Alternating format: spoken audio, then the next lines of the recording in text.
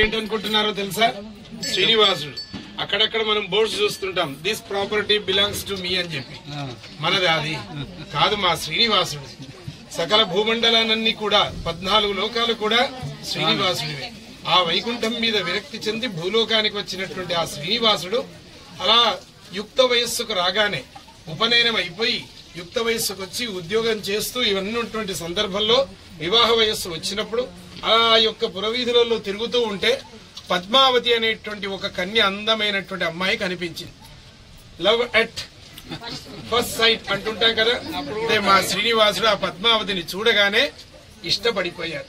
ఎలాగైనా ఆ పద్మావతిని వివాహం చేసుకోవాలనుకుని ఆకాశరాజుకు ఆ స్వామివారి యొక్క అమ్మవారే మరొక రూపంలో వెళ్లి, వారే మరో రూపంలో వెళ్లి వారి గురించి, శ్రీనివాసుడి గురించి అక్కడ తెలియచేస్తే వారు అంగీకరించగా పద్మావతిని, అలాగే వైకుంఠం నుంచి ముందే లక్ష్మీ అమ్మవారు వచ్చారు, వారే శ్రీదేవి అని, ఆ ఇరువురిని కూడా శ్రీనివాసుడికి ఇచ్చి వివాహం చేయడానికి అంగీకరించడంతో శ్రీనివాసుడు ఆ ఇరువురిని కూడా వివాహం చేసుకున్నాడు. మా శ్రీనివాసుడి యొక్క గుణగణాలు ఏంటి అని అంటే, ఒకటా రెండా 16 గుణాలు కలిగినటువంటి వాడు. ఏమనంటారు అన్నమాచార్యుల వారు? షోడశ కళా నిధికి షోడశోపచారములు అని కదా.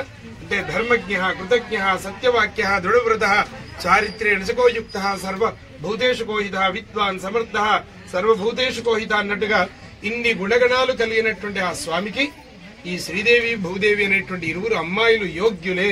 భూదేవి అంటే ఆ భూమాతనే స్వయంగా. భూమి అంటే ఎంత సహనం, మనం ఎన్ని చేసినా, ఎన్ని తప్పులు చేసినా ఆమె ఓర్చుకుంటూనే ఉంటుంది, మనల్ని క్షమిస్తూనే ఉంటుంది. కాబట్టి 16 గుణాల కంటే కూడా మించిన గుణం ఓర్పు, క్షమ.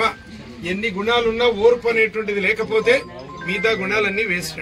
అలాంటి గుణం కలిగినటువంటి అమ్మవారు భూమాత. ఆ భూమాత శ్రీదేవి ఇరువురిని కూడా పరిణయమాడడానికి సుముహూర్తం వేద పండితుల చేత నిర్ణయించబడగా ఇప్పుడు మనమంతా కూడా కళ్యాణ వేదిక దగ్గరికి వెళ్తాం. ఏడుకొండలవాడ